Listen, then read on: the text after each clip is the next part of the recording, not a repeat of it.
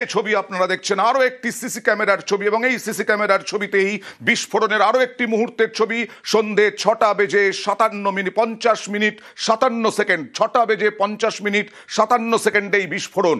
আর এই বিস্ফোরণে তুরস্ক যোগ, তুরস্কে দিল্লির বিস্ফোরণের ছক। তুরস্কে গিয়েছিল আদিল আর মুজাম্মিল, তুরস্কেই জঙ্গি হ্যান্ডলারের সঙ্গে যোগাযোগ হয়। তুরস্ক যোগ এর আগেও পাকিস্তানের পহেলগাঁওয়ে যখন হামলা হয়, তারপরে যে অপারেশন সিঁদুর, সেই সময় পাকিস্তান যে ব্যবহার করেছিল অস্ত্র, তাতেও তুরস্ক যোগ ছিল। আবারও সরাসরি চলে যাব মৈত্রেয়ীর সঙ্গে, দিল্লি থেকে রয়েছেন দিল্লি, এখানে মৈত্রেয়ী, এখানেও তুরস্ক যোগ।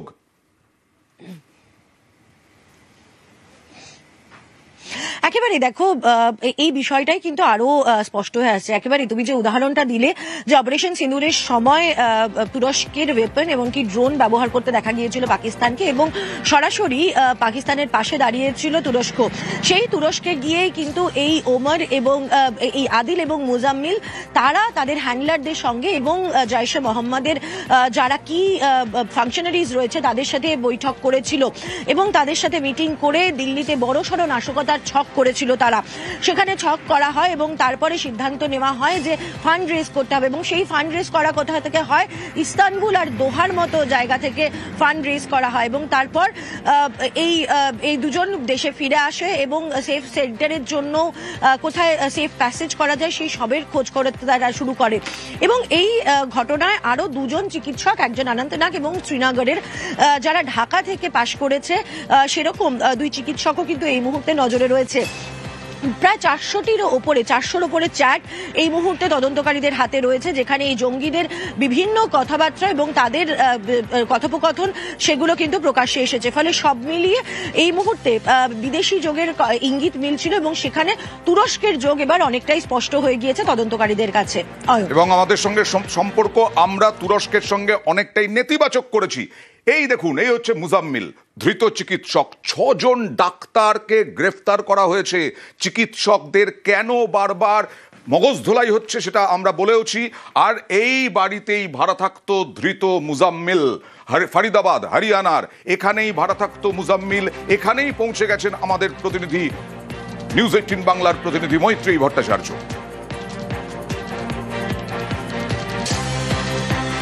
আমাদের সঙ্গে রয়েছেন হাজি মাদ্রাसी, যার বাড়িতে मुजम्मिल भाड़ा থাকতো। हाजी साहब, ये मुजम्मिल ने कब भाड़ा लिया था? आया मकान मिलेगा, यहाँ मिलेगा, देखो देख ले ऊपर चढ़ के। अच्छा। देख आया, ठीक है मुझे मंजूर है। किराया कितना? तेरे साथ बच्चे कितने? बच्चे नहीं है। और फिर 1200 रुपये लेंगे। मैंने उसमें ताला लगा दिया और मैं सामान ले आऊँगा। चला गया। फिर आया था? रात को सामान रख के गया। भाई कुछ तो लिख जा, अपना फोन नंबर, अपना नाम, कह रहे मैंने लिख दिया सब कुछ। ये उसी का हैंडराइटिंग? उसी के हाथ की है। अच्छा। उसी ने लिखा है। अच्छा, उसके साथ और कोई आया? कोई भी नहीं था। कोई भी नहीं? मैं सामान रखने आया, जब पहले कोई नहीं आया, मोटरसाइकिल पे आया अकेला। अच्छा। दिन में और रख के सामान आया, मिलो ही न कहीं। कश्मीर की पुलिस आई थी, उन्होंने कहा यहाँ सामान रखा कि? मैंने कहा सामान रखा। कहाँ है? ऊपर रखा। ले जा, मैं ले जाओ जी। वो मैं ताला लग रहा हूँ, कह रहा चाबी। मैंने चाबी हमारे पे ना जी, बाइक पे आयो ही नहीं। तो फिर वह ने ताला तोड़ दिया। हाँ, ताला तोड़ के सामान वो अपना सारा सामान ले गई। आईडी कार्ड, कुछ आइडेंटिटी कार्ड कुछ दिखाया था, कुछ कागज दिखाया था? भाड़ा क्या है? 1000 रुपया, 1200 रुपया, ये हम खाली पड़े हैं सारे। उसने कहा मैं अल्फला में, कहा अल्फला डॉक्टर। अच्छा। यहाँ में लिखा भी है अल्फला डॉक्टर, कहाँ लिखा है? अच्छा, हाँ, ये डॉक्टर अल्फला लिखा हुआ है। उसी के हाथ का। अच्छा। अजी बड़ी हंस के बात करे। ক্যামেরা পার্সন সুব্রত জানার সঙ্গে মৈত্রেয়ী ভট্টাচার্য, নিউজ 18 বাংলা, ফরিদাবাদ। ভাড়া অগ্রিম দিয়েছে, কিন্তু লেখার সময় নিজের নাম লেখেনি, লিখেছে ডক্টর আলফালা।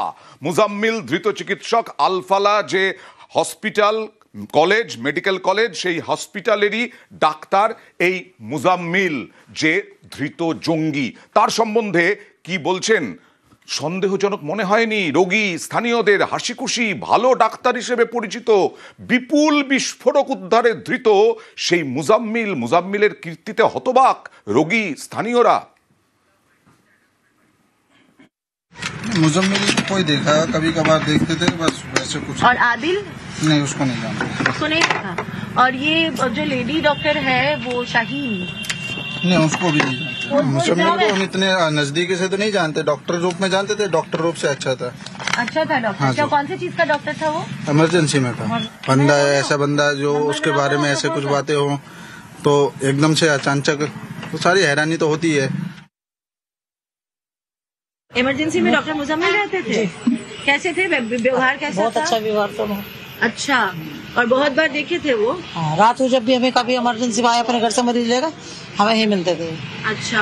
और बात अच्छी करते थे? खूब बढ़िया बात खूब। वो ऐसा अभी सुन के कैसा लग रहा है? सुन के अजीब सा लग रहा है, एकदम ऐसा लग रहा है जैसे कोई झूठा केस हो कैसी। और डॉक्टर उमर को देखा था? नहीं, उन्हें नहीं देखा।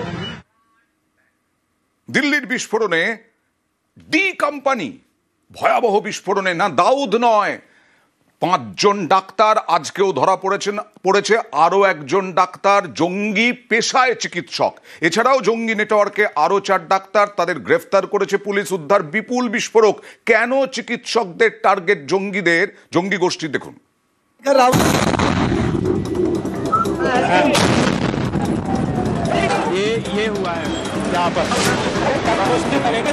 দিল্লি বিস্ফোরণের পেছনে ডি কোম্পানি। ডি মানে দাউদ নয়, ডাক্তার।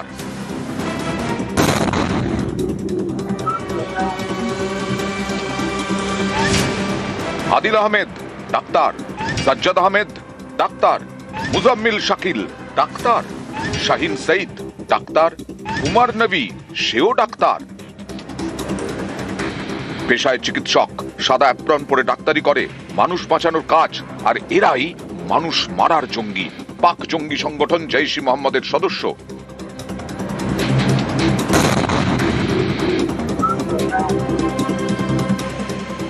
এর নাম উমর নবী, পেশায় চিকিৎসক, জৈশ জঙ্গি। দিল্লিতে আত্মঘাতী হামলা চালায় ডাক্তার নবী। বাকি 4 চিকিৎসক জঙ্গিকে দেশের নানা প্রান্ত থেকে গ্রেফতার করেছে পুলিশ। আদিল আহমেদ গ্রেফতার সাজ্জাদ আহমেদ পুলওয়ামা থেকে, মুজাম্মিল শাকিল ও শাহিন সঈদ দুজনেই গ্রেফতার হরিয়ানার ফরিদাবাদ থেকে। ধৃতদের ডেরা থেকে উদ্ধার হয়েছে প্রায় 3000 কেজি বিস্ফোরক তৈরির সরঞ্জাম এবং বিপুল আগ্নেয়াস্ত্র। এই চিকিৎসক জঙ্গিদের গ্রেফতারি অনেককেই অবাক করেছে, কারণ এরা প্রত্যেকেই হোয়াইট কলার জঙ্গি।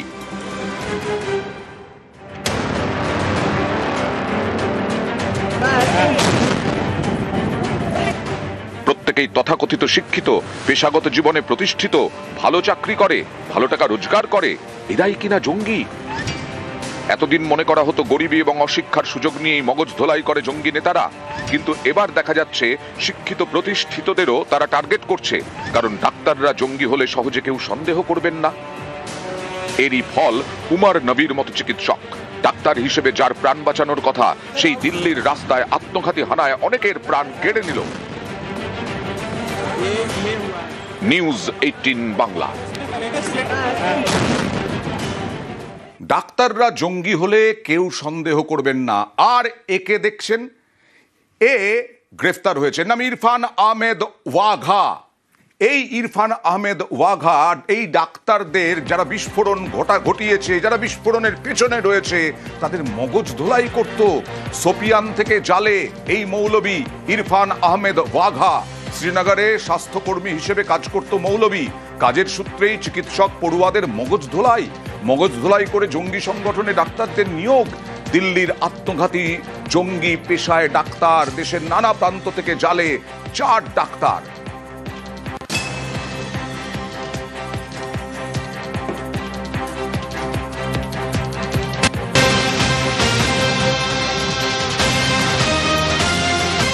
আর কিছুক্ষণ আমি বলছিলাম যে আরো একজন ডাক্তার ধৃত। দিল্লির নাশকতায় জালে আরো এক ডাক্তার শ্রীনগরে গ্রেফতার, ডক্টর তাজামুল মালিক। শ্রীনগরের হাসপাতাল থেকে চিকিৎসককে গ্রেফতার করা হয় এই জঙ্গি যোগেই।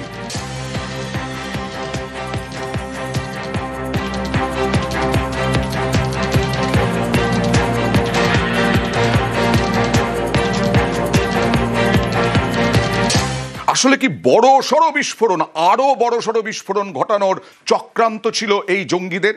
যেখানে বিস্ফোরণ হয়েছে সেখানে এখনো পর্যন্ত 12 জনের মৃত্যু হয়েছে, কিন্তু শোনা যাচ্ছে, জানা যাচ্ছে যে এই উমর নবী সে নাকি অন্যদের ধরপাকড়ে আতঙ্কিত হয়ে পড়েছিল, তাড়াহুড়ো করেছিল এবং তাতেই সেই গাড়ি নিয়ে, বিস্ফোরক ভর্তি গাড়ি নিয়ে বিভিন্ন জায়গায় যায় এবং তারপরে বিস্ফোরণ ঘটায়। সরাসরি চলে যাব আরো একবার আমাদের প্রতিনিধি মৈত্রীর কাছে। মৈত্রী, যারা জঙ্গি, ডাক্তার হোক বা যাই হোক, যারা জঙ্গি মানসিকতা, যারা বিস্ফোরণ ঘটাবে, মানুষ মারবে এরকম মানসিকতা, তারা গ্রেফতার হওয়ার ভয়ে, আতঙ্কে তারা বিস্ফোরণ ঘটিয়ে দেবে, কি বলা হচ্ছে?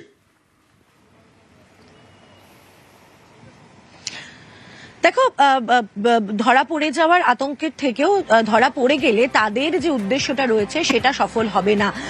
সেই আতঙ্ক থেকেই এবং সেই দুর্ভাবনা থেকেই কিন্তু এই তাড়াহুড়ো, তেমনটাই মনে করছেন তদন্তকারীরা। তাদের কি বক্তব্য যে গত কয়েকদিনে যেভাবে একের পর এক বিভিন্ন লিঙ্ক ধরা পড়ছিল এবং বিপুল পরিমাণের যে বিস্ফোরক যেটা পুলিশের হাতে এবং তদন্তকারী সংস্থাদের হাতে ধরা পড়েছিল, সেটা দেখে তাদের অনুমান যে বড় সড়ো কোনো নাশকতার কষছিল এই মুজাম্মিল এবং আদিল রায়, এবং তাদের অন্যতম অংশীদার ছিল এই ওমর নবীও। এবং ওমর নবী অনেকটাই হার্ড লাইনার এবং সে অনেকটাই বেশি র্যাডিক্যালাইজড এই গ্রুপের মধ্যে ছিল। এবার সে তার নিজের টেলিগ্রাফ চ্যানেলে কখনো কখনো গজবায়ে হিন্দের কথাও সে প্রচার করত। ফলে সেখানে দাঁড়িয়ে যদি সে ধরা পড়ে যায় তাহলে তাদের যে উদ্দেশ্য, সেই উদ্দেশ্য কোথাও গিয়ে থমকে যাবে এবং সেটা কোনোভাবেই পালন করা যাবে না। এবং সেই তাড়াহুড়ো থেকেই ফরিদাবাদ থেকে বেরিয়ে তার মানে এটাই উঠে আসছে যে আরো বড় সড় চক্রান্তের পরিকল্পনা ছিল, ষড়যন্ত্র ছিল। এই যে উমর নবী যে আলফালা বিশ্ববিদ্যালয়ের অ্যাসিস্ট্যান্ট প্রফেসর, ডাক্তার জঙ্গি, যে আত্মঘাতী বম্ব স্কোয়াডের একদম বলা যায়, সেই আত্মঘাতী জঙ্গি, তার কি পরিকল্পনা ছিল জানেন? চক্রান্ত ছিল কি আরো বড় সড় নাশকতার। আর সেই নাশকতা যাতে না ঘটতে পারে সেটার জন্যই ধরপাকড় হচ্ছিল। কি পরিকল্পনা ছিল, কি ষড়যন্ত্র ছিল আরো বড়, মৈত্রী?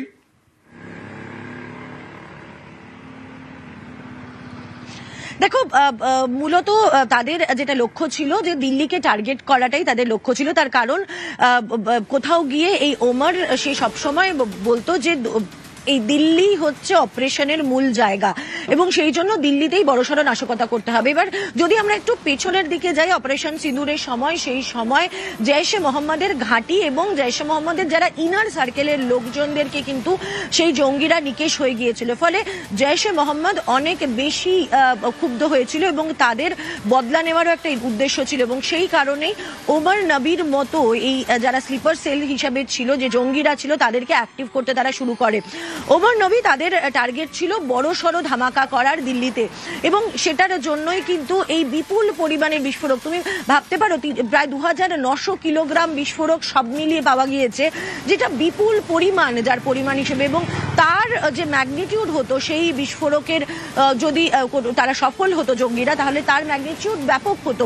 কিন্তু সেই ব্যাপক আকারে এবং দিল্লিতে তারা যখন হামলা করতে পারছে না, যখন গজবায়ে হিন্দ করতে পারছে না, তখন এই ওমর নবীর তার লক্ষ্য ছিল যে কোনোভাবে যাতে তাকে দেখে অন্যরা অনুপ্রাণিত হয়, এক, এবং দুই, সে যে গজবায়ে হিন্দের কথা বলে সেটা কিছুটা হলেও সে করতে পারছে, সেই গজবা কিছুটা হলেও সে করতে পারছে। এই কথাগুলো মাথায় কিভাবে এলো? তার মানে কি মাসুদ আজাহার, তার ভাই রওফ আসগার, এদের সঙ্গে যোগাযোগ ছিল কোনোভাবে? 5-6 বছর ধরে নাকি এই রকম জঙ্গি নাশকতার প্রশিক্ষণও নিত এই উমর।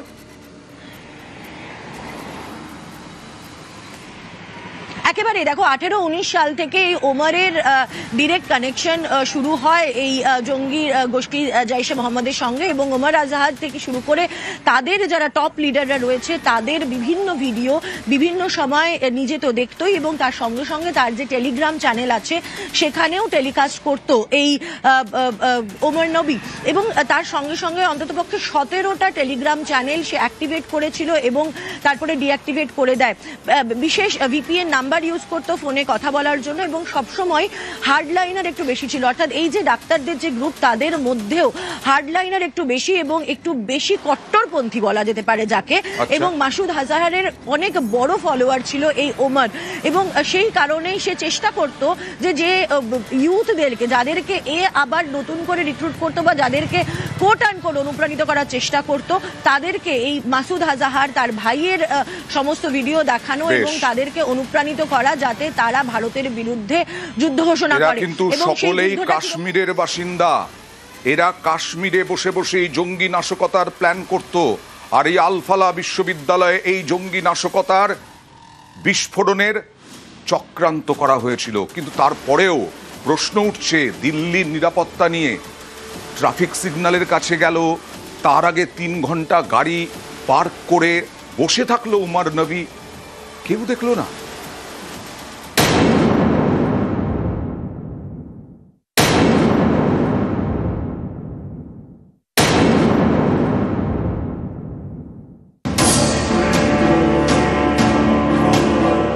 লালকেল্লা, প্রতিবার স্বাধীনতা দিবসে এই লালকেল্লা থেকেই জাতির উদ্দেশ্যে ভাষণ দেন প্রধানমন্ত্রী। ভারতের গৌরবের প্রতীক, হাই সিকিউরিটি এলাকা, সেই লালকেল্লার কাছেই জঙ্গি হামলা, গাড়িতে বিস্ফোরণ, অনেকের মৃত্যু। রেড কালারের যে গম্বুজটি ছোট মতো দেখতে পাচ্ছেন, সেখান থেকেই কিন্তু লালকেল্লার এন্ট্রি শুরু হচ্ছে, এবং ফলে বুঝতেই পারছেন যে লালকেল্লার মূল যে লালকেল্লা রয়েছে সেখান থেকে বিস্ফোরণ স্থলের দূরত্ব মাত্র কয়েকশো মিটারের। 24 ঘন্টা নজরদারি, সেই এলাকাতেই জঙ্গি হামলা। এটা কিভাবে ঘটলো? তাহলে কোথায় রাজধানীর নিরাপত্তা? প্রশ্ন তুলছেন অনেকেই। প্ল্যান এবং অ্যাকশন যেটা কি হবে সেটা কিন্তু অনেক দিন ধরেই আমার মনে হচ্ছে যে এটা ওরা চেষ্টা করছিল, এবং সেই জায়গাটায় যখন হলো তাদের কিন্তু ইমিডিয়েটলি সতর্ক হওয়ার কথা ছিল। সিসিটিভি থাকে তাহলে দেখা যাবে এই পার্টিকুলার গাড়িটা ধীরে ধীরে চলছিল। ইমিডিয়েটলি ওয়াই দ্য পুলিশ এখানে যেটা ছিল, why they have not gone to them যে তুমি এই ভিড়ের মধ্যে এত রাস্তা স্লো গাড়ি চালাচ্ছ কেন। সোমবার সকালে হরিয়ানার ফরিদাবাদ থেকে প্রায় 3000 কেজির বিস্ফোরক উদ্ধার হয়। সেদিনই সন্ধ্যায় দিল্লিতে জঙ্গি হামলা। অনেকেরই দাবি এটা তো গোয়েন্দা ব্যর্থতা। ওরা কিন্তু ইনপুট আগের থেকে আসছে, সেই ইনপুটগুলো প্রবাবলি কোলেট হচ্ছে না কিংবা অ্যানালিসিস হচ্ছে না, যার ফলে কি হচ্ছে, দেখলেঙ্গে ইয়ার। এই যে অ্যাটিচিউডটা, সেই অ্যাটিচিউডটা কিন্তু শুধুমাত্র আমাদের ক্ষতি করছে তা নয়, এই অ্যাটিচিউডটা কিন্তু আরও কিছু করছে, সেটা হচ্ছে যে আমাদের কমপ্লাসেন্সিটাকে আরো বেশি বের করে দিচ্ছে।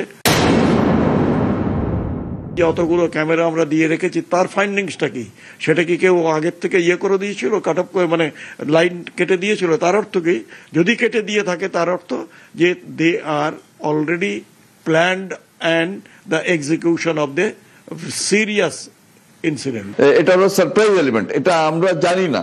মানে স্পেসিফিক ইন্টেলিজেন্স হলে তো ওটা হয়ে যেত, যে অনেক সময় স্পেসিফিক ইনপুট পাওয়া যায় যে এরকম জায়গায় এরকম সময় একটা ব্লাস্ট হবে, তো তখন ওখানে একটা রিয়াকশন হয়। কিন্তু এখানে ওরকম একটা রিয়াকশন হয়তো হতে পারতো না, বাট হ্যাঁ, যখন বর্ডার ক্রস করছে বদরপুর থেকে, তখন যদি একটা চেকিং হতো তাহলে হয়তো এটা ওখানে ধরা পড়ে যেত। সোমবার হামলার আগে লালকেল্লার কাছে পার্কিং লটে 3 ঘন্টা দাঁড়িয়েছিল i-20 গাড়িটি। গাড়িতেই বসেছিল আত্মঘাতী জঙ্গি উমর নবী। একবারের জন্য গাড়ি থেকে বেরোয়নি। এমন হাই সিকিউরিটি এলাকায় একটা গাড়ি 3 ঘন্টা দাঁড়িয়ে রইল, অথচ কারো নজরে পড়ল না। এটা কিভাবে সম্ভব? কোথায় ছিল পুলিশ? কোথায় ছিলেন নিরাপত্তা রক্ষীরা? তদন্তকারীদের সন্দেহ সেই উমর মোহাম্মদ গাড়ি নিয়ে এই রাস্তা দিয়েই সে হয়তো এসেছিল, এবং আসার পর এই পার্কিংয়ে প্রায় 3 ঘন্টারও বেশি সময়, 6:30টারও বেশি সময় পর্যন্ত ভেতরে থাকে। যেটা প্রশ্ন দুটো, এক, লালকেল্লা বন্ধ থাকার পরেও কেন লালকেল্লার এই পার্কিং খোলা ছিল? হয়তো কেউ জিজ্ঞেস করতে পারতো যে তুমি 3 ঘন্টা থেকে বসে আছো, আজকে তো লালকেল্লা বন্ধ, কি ব্যাপার? এখন এই জিনিসটা যদি ওখানে যারা আছে সিকিউরিটিতে তাদের মাথায় ঢোকানো হয়, তা নিশ্চয়ই এটাও করা যাবে। বিস্ফোরক নিয়ে সীমানা পেরিয়ে দিল্লিতে ঢুকলো গাড়ি। লালকেল্লার কাছে 3 ঘন্টা দাঁড়িয়ে রইল, তারপর অত্যন্ত জনবহুল একটি রাস্তায় বিস্ফোরণ ঘটালো। এই একটি বিস্ফোরণ জন্ম দিয়েছে একাধিক প্রশ্নের। হামলার আগাম তথ্য কেন পেলেন না গোয়েন্দারা? গাড়িতে বিস্ফোরক নিয়ে রাজধানীতে কিভাবে ঢুকে পড়লো একজন জঙ্গি? দিল্লি থেকে হরিয়ানার ফরিদাবাদের দূরত্ব 60 কিলোমিটারের কাছাকাছি। রাজধানী লাগোয়া এই ফরিদাবাদে প্রায় 3000 কেজির বিস্ফোরকই বা এলো কোথা থেকে? হরিয়ানাতে এত বিপুল বিস্ফোরক উদ্ধার হওয়ার পরেও দিল্লির নিরাপত্তায় কেন ঢিলেমি? নানা মহল থেকে উঠছে প্রশ্ন।